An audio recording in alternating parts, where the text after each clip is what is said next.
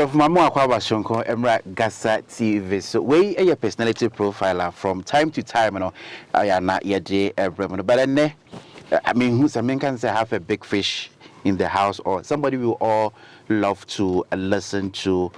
We know him. He's always in our midst, but trust me, there's very little we know about this man we're going to talk about today on our personality profile here on GHASA TV. The name is a name that you already know. His Excellency. That's how I prefer, and most people will love to call him Mr. Benjamin Kofi Kwashi. He is the NDCSA Council of Elders Chairman. He is my man for the afternoon. He's also the founder and the president of BKQ Foundations. I bet you didn't know that. I'm going to ask him questions about that. And he's also the group chairman of Allied Consortium. This company is here in South Africa. It's based here in South Africa, and it is an engineering company which has branches in Ghana, our beloved country. He is my man for the day. And like I did mention, this is personality profile. Things that you didn't know about him are the things that I'm going to ask. He is a sibling of 4, and he is the last. Did you know that? I believe you knew that as well. And he was raised by a single mother. You also didn't know that. But not to take his words from him, I'm going to be asking him a lot that I know you want to know. Mr. Kwashi, good afternoon. Good afternoon. And thank you so much for honoring our invitation. And we love to have you. Thank you for having me. Thank you so much. You know, my very last question that I will ask you after this interview is the other side of you, your generosity part. But I don't want answers now. You're going to tell me that after the conversation. Very well. So now I have introduced you, telling people who are going to be watching us, the man that I have in the studio, Mr. Benjamin Kofi Kwashi. But tell us about you. Growing up, how was it like? Who is Mr. Benjamin Kofi Kwashi? Thank you. So this is a spotlight on me. So yeah. I've always told myself, say, anytime I have the opportunity, I would make sure, say, what is truthful is what I enumerate. So I was born on 1st May 1982. So I'm 42 years. Okay. And 1982. 82. Yeah. Okay. That's nice. You look younger than your age. I just what you So, like you said, the last born in a family of 4. Yeah. I was not raised by a single mother. I was raised by a father and a mother. A father and a mother. Okay. But at a point, my father lost his job, and because he felt that he did nothing wrong to merit that, he fought the case till he won. Okay. So my mom took charge of us, 4 boys, all of us. She made sure we went to school. My mother gave birth to me, and after she gave birth to me was when my dad lost his job in 1992. So my mother quickly saw that there was a challenge, so she had to go to the training college. So she had me. She was leaving me with a nanny or a sibling. Okay. And then she went to training college, passed her exams. Then she became a teacher, a pupil teacher. And it is that salary that she used to take care of all of us, especially me, being the last born. My other siblings enjoyed when my father was working, but my mom did what she had to do. We grew up in a community called Accra Newtown. Accra Newtown. If you know Accra Newtown. I do. You know that it is an area where it is difficult to raise a child, and especially a boy child, a male child. So my mom was so hard on us. None of my siblings smoke. None of my siblings are alcoholics. Where I grew up from, a lot of our brothers and sisters who were there were doing a lot of drugs. And I remember, because my mom was a pupil teacher, you know, they have this shifting. You go school and you go to school in the morning and then the afternoon section. You go home. But because my mom was a teacher, what she did was, if you close in the afternoon, you join the next class. Yeah. So she wanted us controlled. She wanted us to learn, and I think she achieved that. And so my senior brothers are also doing very well. They are in Ghana. Yes, it was challenging growing up in the environment we found ourselves in. There were a lot of mistakes that I did growing up as well. And you see, I've always said, say, when you find yourself in certain environments, there are certain challenges that you cannot run away from. But how you use those challenges to become a better person remains with you. And I think that at the point, those challenges became my strong point in making sure that I get to where I want to get to. And when you have a determined mother like I have, you would go far. Go far. Yeah. Okay. So now, but before we continue, who is this name that I see mostly? Churchill. Okay. So my Kwashi. dad, his full name is William Yao Churchill Kwashi. Okay. I remember I asked him one time what the Churchill was, Churchill. and he said the father gave it to him. It's about one Catholic or something then. So yeah, that is how the Churchill came about. So it's one of his middle names. Okay. For my father. Yeah. Which he's late. Yeah, he's late. Okay. Are you married?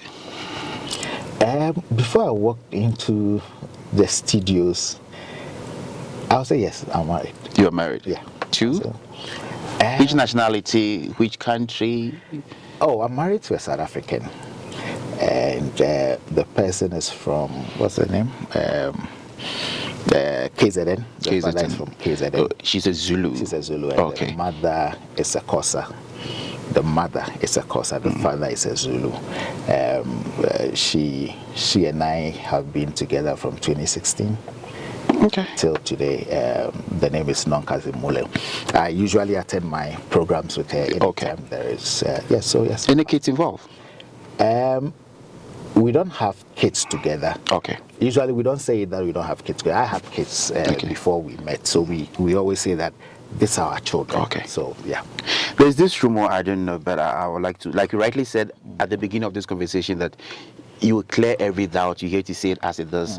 Telling your story, it will inspire people out there. So I don't see the need people telling their story and they decide to hide certain things. And viewers out there, this very question, I'm not being xenophobic, nothing. Why not married to a Ghanaian? Reason for asking that is there are rumors out there that Mr. Kwashi is not married to a Ghanaian. Why a South African and all that? What answers do you have to that? I think I have always stated out of experience or out of certain things that I started dating a Ghanaian. My kids' mom are Ghanaians. At a point, I realized that I wouldn't be able to cope with Ghanaian women. Personal reasons. I almost asked why. Yeah, for personal reasons. So Okay. I remember telling people that I don't see myself getting married to a Ghanaian, and that is how it has been. So I got married to a South African because I felt that I was happy in a happy place, and yeah. That's how you got married to a South African. Yeah. So the rumor out there that, okay, there are other rumors that I'm going to ask you since we're talking about marriage. Okay, so viewers, this is personality profile. You know, this is so huge for me, but I think I'll have to because it's out there, and then I need to clear the air. And so that since I have the big man here in the studios, I will have to ask him, and then we clear the air. Let's fly all the way to Ghana, and then we can clear certain doubts that I think I found on you, and then, yeah. Okay, but I will ask you. This person I'm going to ask about, she is a parliamentarian. Okay. Not there, I don't know if I got the name right, that area. Yes. Yeah, she's a parliamentarian there, and then she's by the name Joycelyn Tete. Are you married to her? No. An emphatic no. And the rumor has it that she even changed her surname to yours or something of that sort. I have not seen that. But you know this person I'm talking about. I do. What's the relationship? Is she your friend or something? Yeah, she's a friend. Okay, tell us about the story. Because I've been asked to work in the Volta region. Okay. By the party. So you are given certain constituencies to work in. And so the regional chairman gave me some constituencies to work in, which includes hers as well. I've heard the rumors. I've seen. It's, as a politician, sometimes these things happen, and you want to be careful what you do to yourself the image you create for yourself. And so between me and you, there's nothing between the two of us. We're friends. I've seen certain publications that have made a kwashi. We've also seen most of these publications. Yeah. The last time I asked that question as to why that, and then I was told that I was not the only kwashi. And so I had to recall and say that is it. But she's a good friend. She's a very good friend. A brilliant young lady, young parliamentarian. Brilliant when it comes to her grasp of issues of national development. And for me, I look at her and I see my kids one day growing, especially because I have 4 girls. Oh, okay. So I see her as a role model to the kids as well. And I believe that she respects my marriage as well. She knows that I'm married. And she respects that fact. So the rumors might be there. The rumors, as politicians, always happen. Especially getting to the time of elections. They want anything on you. You hear these things. I have decided not to, but I've opened up to you today on the show for one reason. Thank you. The reason is that young politicians, we need to do things differently. So you can't eat your cake and have it. So if there's something that is there, I would have said it, but there's nothing. Okay, so viewers out there, it is clear with all those publications that Jocelyn Teta is married to His Excellency. No, that is not true. If you see any change of surname, he's not the only kwashi. That name is cleared. So talking about politics, away from your private... President Mahama is somebody I walk to when there are things that I need to talk about. There are things that I think that we should get done. President Mahama also calls me time in, time out. He will call and say, I need you to do this, I need you to do that. And so he's more, I don't want to use the word a friend. Okay. I don't want to use the word a friend. He's Mr. President, and I always call him HE. And very, very, very down-to-earth man. I remember there was a time that I was outside doing something, and my phone was ringing in the room, and my assistant Donald came running, and I'm like, where is he going? And then he says, Mr. President is calling you. Wow. So that was the first time, some years back. That was the first time he saw. So he was like, is the president? No, it's a name you saved like that. No, it's him. I mean, he might be thinking, it's another Mahama, or it's the... Funny, when he came, my hands were in something that I was doing. So I said, you should put it on speaker. Oh, my word. So, and he was virtually shivering. And I was like, why are you shivering? Then he said, Mr. President has called you. And I'm like, oh, do you want to meet him? He said, yes. So I called Mr. President and I said, I have a friend who wants to meet you. He says, come home. So my father, late father, used to say that if somebody invites you to his or her house, it's like somebody giving you access to your stomach. Like, you are always careful. So I have come to respect President Mahama to the extent that he will say that I don't want us to meet in the office, come home. And to that extent? To that extent. I took Donald to him at home, and he spent time with him, took pictures with him, and he's a passionate person. But why don't you want to call him a friend? Like you say, you don't want to call him a friend. Because I respect him. Okay. He's a role model. He's somebody that I wish to become. When I say I wish to become, Nana, you know the sort of things that were said about that man. When he was a president, but he never went back to those people to do anything to them. He has moved on, and his actions have vindicated him today. So he's a great man. What got you into politics? I remember introducing you. I did say you were a businessman and also a politician. What got you into politics? I think my school days, because I was in a debating club, and because I had friends who went to politics. I remember my friends were, what's his name, current finance minister, Anta. We called him Anta then. then Dominic Nitiwo.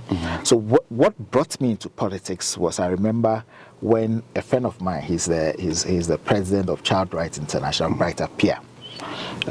We realized that there was a vacant seat in Bimbila.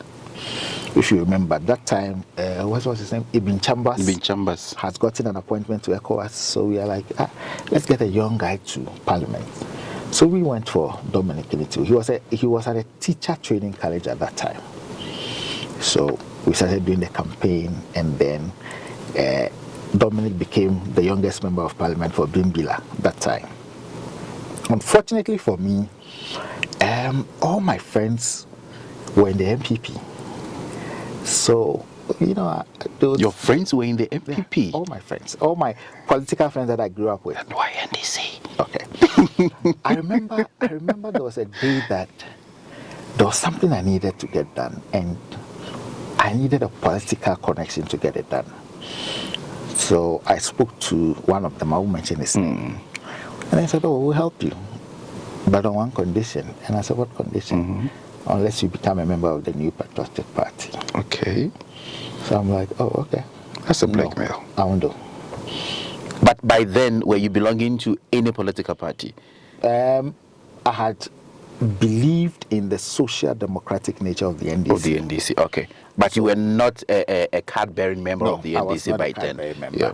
So I remember saying that to them, that the ideologies are different. Yours is property owning. Mine, I want it to be social. You share the little that you have with everybody. So they didn't help me. They just said, okay. So, because you couldn't meet their condition? Yeah. And I became happy because I realized that I had not deviated from my principles just for a benefit. So Dominic became defense minister. He was the longest serving defense minister. I think he just went off 2 months ago. Amin became deputy finance minister. And they were all doing well. I have never gone to them in their offices when they took those positions. And I had friends who were telling me that, but what is wrong with you? Just join them, make money. I remember telling a friend, his name is Francis, I told him that, I'll wait, the NDC will come to power one day. And so that principle is what has kept me in politics. I remember when we were going for the national executive election, where Ofosu Ampofo was. I was in the camp of Asedun Ketia, and I remember people threatening us and saying that your political career is finished, we'll make sure Asedun Ketia doesn't win, and you not become. So at the point, people started talking to me, boss, you have to, okay, if you don't want any situation, give Ofosu Ampofo 50% of your support, give Mosquito 50% of your support. And I said, no, I'll give Asedun Ketia 100%. And they asked me, what if he loses? And then I said, if he loses, we'll fight another day. I have come to realize the importance of loyalty when it comes to politics. It should not only be about your parochial interests, it should be about the interests of the greater people. And I think that if we grow with that mentality when it comes to politics, we'll go far as a country. We'll go far as a country. This is Personality Profile, and I still have the man in the house. His Excellency Benjamin Kofi Kwashi, NDCSA, Council of Elders Chairman. He is also founder and president of BKQ Foundations, and also group chairman of Allied Consortium. When NDC is elected into power, led by His Excellency John Dramani Mahama, Ambassador de Sawawalaya to South Africa. The rumor has it that, you might. Too small. I think that President Mahama is a leader of our party. Yeah. He's the appointing authority of us, for all of us. Yeah. And so wherever the president asks me to serve, I'll serve. So you'll consider being an ambassador if, or something bigger? Wherever the president wants me to serve, I'll serve. You're not greedy? the politics that we want to do now is a politics about grabbing left, right, center. Okay. I think that the politics I want us to do is to alleviate the plight of our people, is to ensure that our people grow, our people become better. So for me, it doesn't matter where you are asked to serve. Once you are asked to serve and you understand the principles of being a servant to the people, you would feel fulfilled anywhere you want to serve. And so I, if you ask me, as I sit here today, I don't think that I want to be an ambassador. Okay. I don't think that I want to call it upon myself that this is what I want the president should give to me. I want to be an ambassador. No, it doesn't lie in my hands to tell the president where he wants to let me serve. But wherever he wants me to serve, I will serve and serve my country and my people diligently. Wholeheartedly and diligently. Okay, but let's look at the ministerial positions or areas. Which area do you think Mr. Kofi Kwashi, I think this area, should it be given to me? I think, yeah, I'm good at this area. Or the ministerial positions. At this point in time, and like our president has already said, we don't need to be juggling around for positions. Yeah. We don't need to be saying that I want to be this, I want to be that. This is a time for us to focus on winning an election. And once we win the election, and it is time to serve the Ghanaian people, wherever place that we are put, whatever place that we are given, we'll be able to serve the Ghanaian people. Blessed in giving than taking. Your generosity part, where did you learn that from? Usia, is it in you? Like, that part of you, I can't finish this conversation without talking about your generosity part. When you have suffered in life with challenges whilst you're growing up, you are always careful not to show off. I use the word not to show off. It comes naturally, and it comes naturally. And I don't think that I know that my wife usually says that people are taking advantage, and I'll tell her that, well, they are doing it to themselves because of the challenges growing up, and because of the difficulties. I understand when somebody has challenges. I understand when somebody is going through a lot, and I think that because my life at a point, after my degree, I stayed in Malaysia. And doing some work there, and I realized that things were not going well, so I had to work in McDonald's, I had to work in KFC. Sometimes you have to wait and see people eat, and you eat leftovers. You don't mean it? Yeah, just to be able to send funds back home and all of that. So for me, I believe that if you have humble beginnings, you always want to encourage people to grow better. And I don't feel okay if people around me are not doing well. I always want to see people around me doing well. I always want to ensure that we put smiles on the faces of people. And that is the kind of reason why I entered into politics. I didn't enter into politics, and I know that one day we'll be able to do more for people when given the permission or the authority to do so. Because at the end of the day, if you have everything and you are alone, you wouldn't enjoy it. But if you're able to bring people up and you all win, you can be able to do things together on a larger scale for people. Being this generous, has it paid off? Has there been a point where it says that I know I'm getting this returns because of my generosity? I have always not looked at the returns. Okay.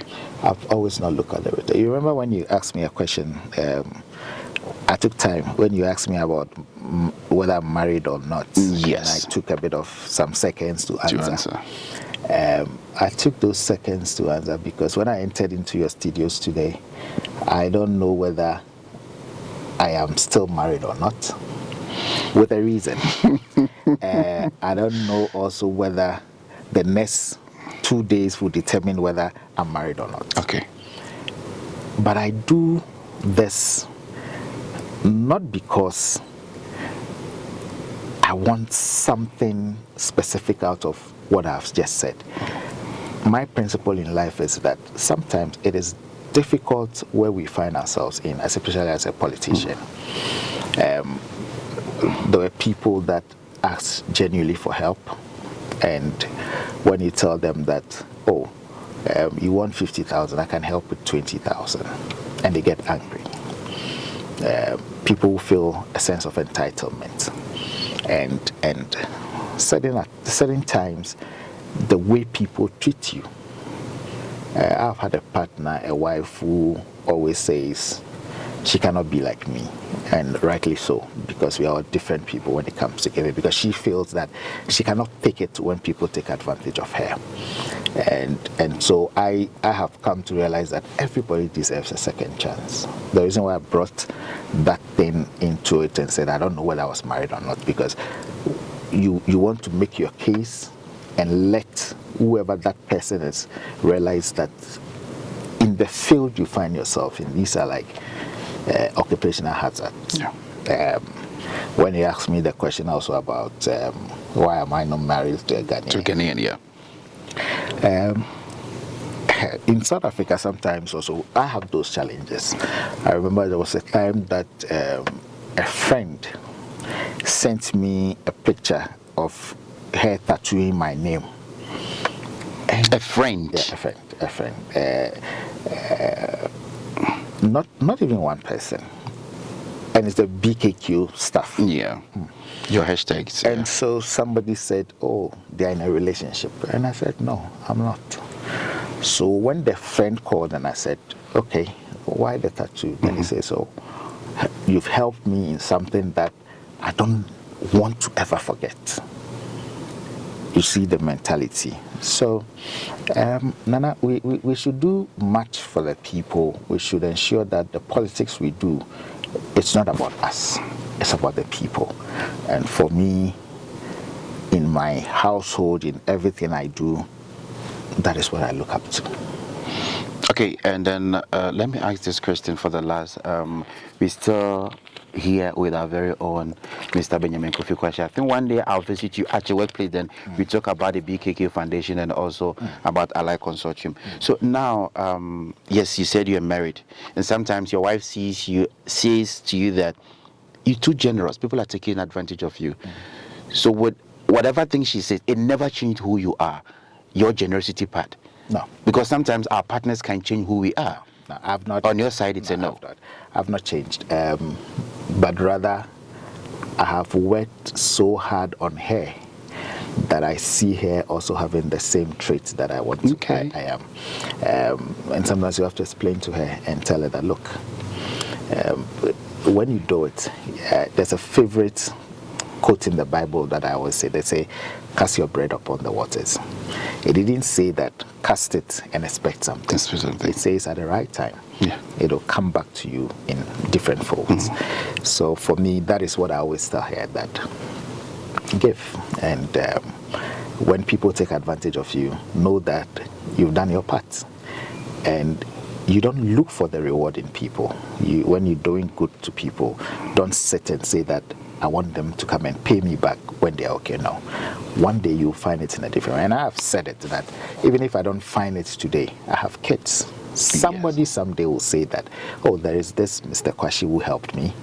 And if my daughters go there and say that, oh, we need this help, that person will say, oh, is that your dad? Maybe I might be late. Maybe I might be gone.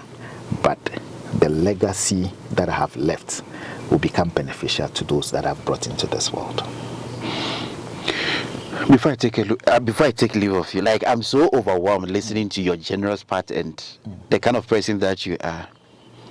Have you ever been disappointed through generosity? Yes, a couple of times. We are humans, and I take solace in the fact that even the person who created us, God says that at the point He regretted creating us. Yeah. So we are a problem as humans, but once you know that we are all imperfect, I'm sure that you should understand that people will do things against you. People will creates problems for you. What it's important is for you to know that whatever you do, the regrets should not be what motivates you. When you do things and somebody says that, may God bless you, for me that is enough. Yeah. Because that may God bless you will open doors for you that you will not be aware about. That may God bless you. I've seen a lot of my country people in South Africa whom, if I had the power, whatever I'm doing for them, I would have done times 10. Because I feel that no human being should sometimes go through what they're going through. Yeah. I meet certain people who work as shoemakers by the roadside, and immediately something comes into me and says that, what can you do for him to stop this work? I've done it for a couple of people. But for me, the joy is to see that they are doing well, not only for themselves, they are doing well and taking care of their families back home. They are doing well and taking care of their wife and kids. And for me, that is where the joy comes from. So regret, yes, sometimes you do, but that should be a motivating factor to let you know that we're all humans. People will fall short. People will do things that will discourage you. But in everything that you do, remember that the generosity doesn't go to humans. It is something you are doing unto the Lord. And the Bible says that at the right time, He will reward you. I almost asked you if you're a Christian, but you've answered me even before I asked. So in 60 seconds, this is how we're wrapping up. You look into the camera, that's your camera right there. What do you want to tell Ghanaians out there? Okay, producer said that's your camera right there. What do you want to tell Ghanaians here in South Africa and back home in Ghana? I want to say one thing, that the Ghanaian people are brilliant people. I don't want any Ghanaian to say that I said I don't want to marry a Ghanaian because I had issues with any Ghanaian. No, that is not it. But Ghanaian women, brilliant. Ghanaian men, brilliant. I've seen a lot of Ghanaian people here who are married to Ghanaians, and it's so beautiful. I also wish that I was married to a Ghanaian, then I can be eating banku. But because I'm married to a South African, I'm doing the pap and the voros thing. So let's continue being ourselves. Let's continue believing in the fact that we are all here to work and to help our people back home and ourselves. I think that we should be focused on that. And I think also that we should be each other's keeper. We should not always think that it should be a win-win for us. We should always think that we can help people. In life, it's not a race. Life shouldn't be a race. Life should be taken on as a sprint, as a marathon. Somebody will finish before you, somebody will be behind you, but whatever you do, I think that you should know that the goal is not to become a winner alone, but to become a better person collectively. And I'm sure that if we all have that mindset, and if we all as politicians also believe in this mindset, we'll go far as a people. Thank you so much. We'll go far as a people. We spoke to His Excellency, Mr. Benjamin Kofi Kwashi. He is the NDC-SA Council of Elders Chairman, also founder and president of BKQ Foundations, also group chairman of Allied Consortium. It is a South African-based civil engineering company which has branches in Ghana. Today on Personality Profile, he was the man we spoke to. Thank you so much. This is GHASA TV. We out of here. Thank you.